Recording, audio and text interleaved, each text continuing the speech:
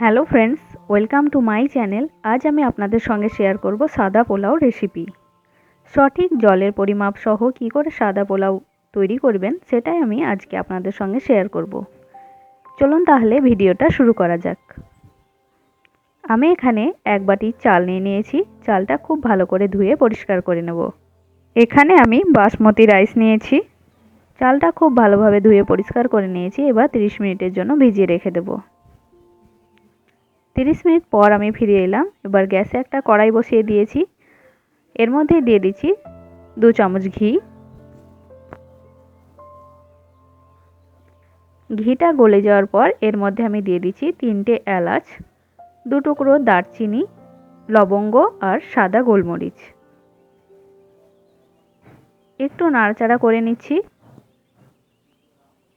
এবার এর মধ্যে দিয়ে দিচ্ছি একটা তেজপাতা। সমস্ত মশলা খুব ভালো করে ভেজে নেব।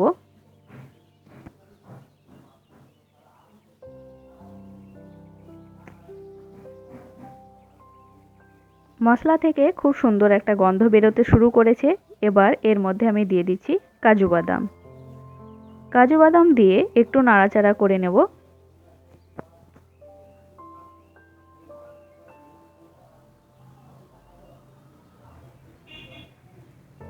এরপর এর মধ্যে দিয়ে দিচ্ছি কিশমিশ। একটু নাড়াচাড়া করে নিচ্ছি। এবার জল ঝরিয়ে রাখা চালটা এর মধ্যে দিয়ে দিচ্ছি। চালটা 30 মিনিট ভিজিয়ে রাখার পর আমি জল ঝরিয়ে নিয়েছিলাম। চালটা দেওয়ার পর খুব ভালো করে আবারও ভেজে নিতে হবে।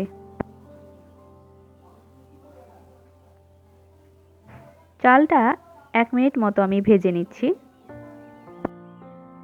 চালটা ভেজে নেওয়া কিন্তু ভীষণই প্রয়োজন, তাহলে কিন্তু টেস্টটা ভীষণই ভালো হয়।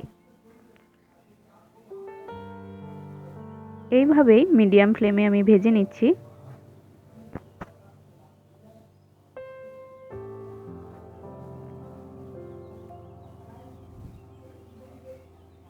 চালটা ভেজে নেওয়ার পর এর মধ্যে আমি জল দিয়ে দেব। এই বাটি মেপে আমি চাল নিয়েছিলাম 1 বাটি, তাই এর মধ্যে আমি 2 বাটি জল অ্যাড করে দিলাম। এবার ঢাকা দিয়ে 2 থেকে 3 মিনিট রান্না করে নেব। রান্নাটা কিন্তু মিডিয়াম ফ্লেমে করতে হবে। এর মধ্যে আমি দিয়ে দিলাম স্বাদমতো লবণ আর দিয়ে দিচ্ছি চিনি। মিষ্টিটা আপনারা নিজেদের ইচ্ছে মতো দিয়ে নিতে পারেন, তবে পোলাও কিন্তু একটু মিষ্টি মিষ্টি হয়। এবার ঢাকা দিয়ে দেব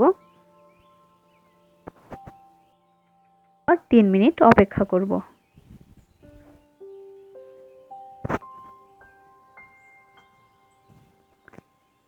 3 মিনিট পর আমি ফিরে এলাম, কিন্তু চালের মধ্যে কিন্তু এখনো জলভাব আছে।